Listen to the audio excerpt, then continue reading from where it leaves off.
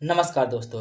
गरुड़ पुराण के अनुसार क्या होता है मौत के बाद? मृत्यु को लेकर हर किसी के मन में सवाल होते हैं, पर सदियों से इंसानों ने इसके जवाब ढूंढने की कोशिश की है। कई धर्म और विश्वास बने उन सब में कहीं ना कहीं मृत्यु के बाद आत्मा के होने का जिक्र करते हैं और स्वर्ग नरक की बातें होती हैं। जब भी हमारा कोई दोस्त या घर का सदस्य मरता है तो हम अक्सर ये सोचते हैं कि अभी वे कहाँ गए होंगे, या ऐसे ही कभी बैठे याद आती है तो हम सोचते हैं कि क्या वे अभी भी हमारे आसपास हैं, हमें सुन रहे हैं, या फिर दूर आसमान में तारा बन चुके हैं, या कहीं है ही नहीं और मृत्यु के बाद सब कुछ खत्म हो जाता है। इन सभी सवालों के जवाब विस्तार से लिखे हुए हैं गरुड़ पुराण में।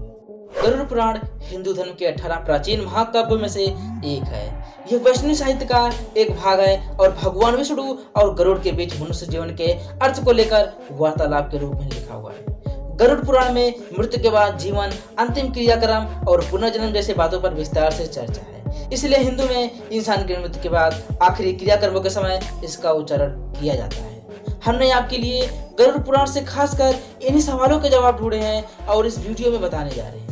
आप इसे ठीक से समझने के लिए अंत तक वीडियो को जरूर देखिए और सब्सक्राइब करना ना भूलें, क्योंकि हम ऐसे ही जीवन से जुड़े रहस्यों पर वीडियो बनाते रहते हैं। चलिए फिर हम इसे स्टार्ट करते हैं। मृत्यु के बाद क्या होता है? मृत्यु के ठीक पहले, मृत्यु के दौरान और मृत्यु के बाद क्या होता है, ये गरुड़ पुराण में अच्छे से समझाया गया है।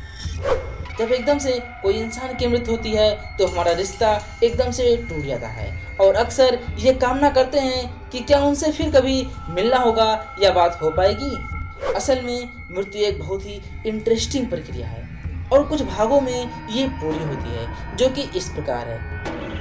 नंबर 1, अर्धशोल चक्रों से डिस्कनेक्शन। मौत से लगभग 4 से 5 घंटे पहले इंसान के पैरों के नीचे स्थित अर्धशोल चक्र अलग हो जाते हैं। इसका मतलब है धरती की सतह से संबंध टूट जाता है।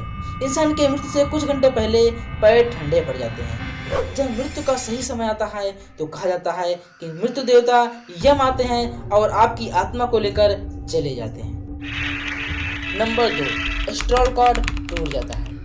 जब मृत्यु होती है तो एस्ट्रल कॉर्ड टूट जाता है, जो कि एक प्रकार से शरीर और आत्मा के बीच का एक कनेक्शन है। कॉर्ड के टूटने से आत्मा शरीर से मुक्त हो जाती है और शरीर से बाहर निकलकर ऊपर चली जाती है। अगर इतने समय से शरीर में बने रहने की वजह से आत्मा को उसके छोड़ने में मुश्किल आती है तो वह छोड़ने से मना करती है। वह शरीर से निकलकर वापस उसी में घुस जाती है और इधर उधर गति करती है। हमें ये मरने के बाद चेहरे, हाथ या पैरों के मामूली हिलने से पता चलता है। जैसे हमारे लिए किसी की मृत्यु को स्वीकार करना मुश्किल होता है, उसी प्रकार आत्मा भी शरीर को मृत मानने से इनकार कर देती है। तब भी जिंदा रहने का एहसास रहता है, लेकिन एस्ट्रल कॉर्ड टूटने से ये शरीर से अलग हो चुकी रहती है और वो वहाँ नहीं रह सकती। उसे शरीर से निकलकर ऊपर की तरफ जाना ही होता है, क्योंकि कोई चुंबकीय बल होता है जो उसे ऊपर की तरफ खींचता है। नंबर 3, भौतिक शरीर का। इस चरण में आत्मा को उस कमरे में मौजूद लोगों के विचार एक शोर की तरह सुनाई देते हैं, वो चाहे इसके घर वाले हो या कोई और भी। आत्मा उन सब से बात करने की कोशिश करती है और चिल्ला चिल्ला कर कहती है कि मैं अभी मरा नहीं हूँ, लेकिन उसे कोई नहीं सुन सकता। धीरे धीरे आत्मा को एहसास होता है कि वो शरीर मर चुका है और वापसी का और कोई तरीका नहीं है। इस चरण में आत्मा लगभग 12 फीट या कहूँ की छत की ऊंचाई पर तैर रही होती है और आसपास हो रहा सब कुछ सुनती और देखती है। नंबर 4, शरीर से छुटकारा। जब अंतिम क्रियाकलाप हो जाता है तो आत्मा मान लेती है कि उसका इस धरती पर रहने का एक माध्यम खत्म हो चुका है और वो शरीर जिसको उसने इतने सालों से अपना रखा था वो अब पंच तत्वों में विलीन हो चुका है। आत्मा तब एकदम आज़ादी महसूस करती है और शरीर में रहते समय जो भी माया और रुकावटें थी वो अब खत्म हो चुकी है। आत्मा अब बस सोचने से ही कहीं भी आ जा सकती है। 7 दिन तक आत्मा अपने शरीर के साथ रहते समय की पसंदीदा जगहों पर घूमते रहती है, जैसे कि उसका सबसे पसंदीदा कैफे, बगीचे में सुबह की सैर, ऑफिस वगैरह। अगर आत्मा धन दौलत से बहुत लगाव महसूस करती है तो वह तिजोरी के पास भी रहेगी। अगर बच्चों से बहुत लगाव हो तो बच्चों के पास रहेगी और उन्हें प्यार करेगी।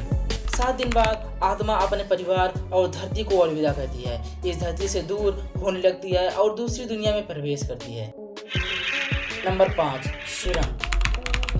कहते हैं एक बड़ी सी सुरंग होती है जो आत्मा को एस्ट्रल प्लेन तक पहुंचने से पहले पार करनी होती है, और इसलिए कहा जाता है कि मृत्यु के बाद 12 दिन बहुत महत्वपूर्ण होते हैं। हमें सारे रीति रिवाज और अंतिम संस्कार ठीक से करने होते हैं और प्रार्थना करनी होती है। हमें आत्मा से एक क्षमा याचना मांगनी होती है ताकि वो अपने साथ कोई नकारात्मक भाव जैसे कि दुख, क्रोध या नफरत अपने साथ न ले जाए। कम से कम उसके परिवार और नजदीकी रिश्तेदारों को यही करना चाहिए। ये सारे रीति रिवाज, प्रार्थनाएं सकारात्मक ऊर्जा आत्मा के लिए भोजन का काम करती है और उसके आगे की यात्रा में मदद करती है।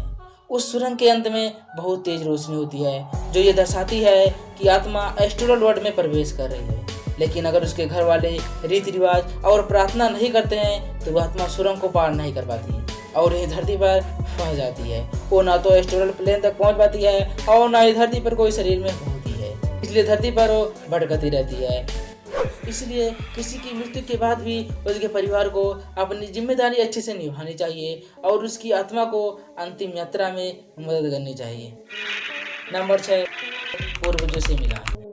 मृत्यु के बाद 11वें और 12वें दिन हिंदू सभ्यता में लोग होम, प्रार्थनाएं, रीति रिवाज करवाते हैं। इससे आत्मा अपने पूर्वजों और नजदीकी दोस्तों, रिश्तेदारों और मार्गदर्शकों से मिलती है। पहले से मृत्यु उसके पूर्वज उसका स्वागत करते हैं और उससे गले लगाते हैं, जैसे हम धरती पर अपने दोस्तों, परिवार वालों को बहुत समय बाद मिलने पर लगाते हैं। उसके बाद आत्मा अपने मार्गदर्शकों के साथ धरती पर पूरी की हुई जिंदगी को महान कार्मिक बोर्ड की मदद से गहनता से परखा जाता है।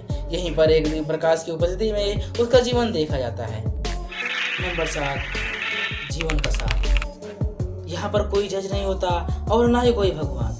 आत्मा खुद ही अपनी जिंदगी की समीक्षा करती है। जैसे पूरी जिंदगी वो दूसरों को जज करती थी, आत्मा अपने साथ हुए बुरे के लिए क्रोधित होती है और बदला लेने की इच्छा रखती है। किसी का अगर बुरा किया है तो पछताती है, उसके लिए खुद ही सजा मांगती है। जैसे कि आत्मा शरीर से और अपने में से नहीं जुड़ी हुई होती, इसलिए आखिरी फैसला उसके अगले जीवन का आधार बनता है और इसी आधार पर आत्मा अपने ही अगले जीवन के लिए रूपरेखा तैयार करती है, जिसे हम ब्लूप्रिंट कहते हैं। हर घटना और मुसीबतें झेलनी होगी और हर चेतावनी जिसका सामना करना होगा एग्रीमेंट में लिखी जाती है।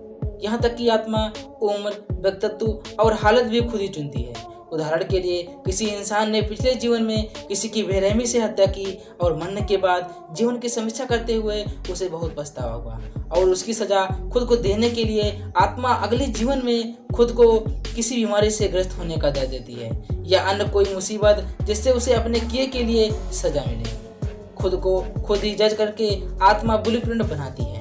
जितना ज्यादा पश्चाताप होगा, आत्मा खुद को अगले जन्म में उतनी ही कठिन सजा देती है।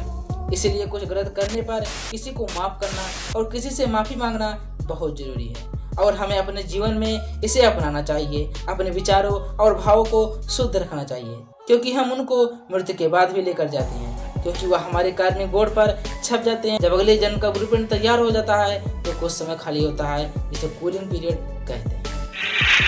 नंबर 1, पुनर्जन्म।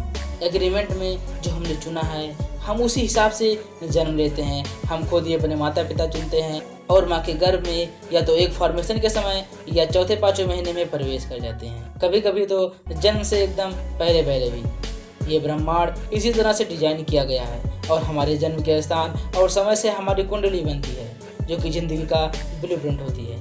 कभी कभी लगता है कि हमारी किस्मत खराब है और हमारे ग्रहों में दोष है, लेकिन वो बस आपके ही एग्रीमेंट का हिस्सा है। दोबारा जन्म के बाद अगर 40 दिन तक बच्चे को अपना पिछला जन्म याद रहता है और उसे याद करके रोता है और हंसता है, उसके बाद पिछले जन्म की सारी याददाश्त चली जाती है और हम जिंदगी ऐसे जीते हैं जैसे हम पहले कभी थे ही नहीं। तो दोस्तों, यह है जीवन और मृत्यु का सार, जो कि गरुड़ पुराण में लिखा है। अगली बार जब किसी दुख या समस्या के लिए भगवान या किस्मत को दुख, तो याद रखना ये सब आपने ही चुना है और आपको ये स्वीकार करके उनका हिम्मत से सामना करना चाहिए और अगले जन्म में अच्छा हो सके इसके लिए अच्छे कर्म करो। सबसे प्यार से पेश आए। आपके घर वाले, दोस्त या हर कोई जो भी जीवन में आता है वो बस केवल अपना किरदार निभा रहे हैं उस फिल्म में जो आपने ही लिखी है और आपने ही डायरेक्ट की है। इसलिए हम कभी भी मरते नहीं हैं, ये सफर चलता रहता है और हम दोबारा मिले इसके लिए एक लंबा ब्रेक हो सकता है और कुछ नहीं। तो दोस्तों ऐसे ही जानकारी के लिए हमारे चैनल को जरूर सब्सक्राइब कर ले और बेल आइकन जरूर दबा देना। फिर मिलते हैं किसी नए वीडियो में कुछ नए इंटरेस्टिंग फैक्ट के साथ। तब तक के लिए जय हिंद।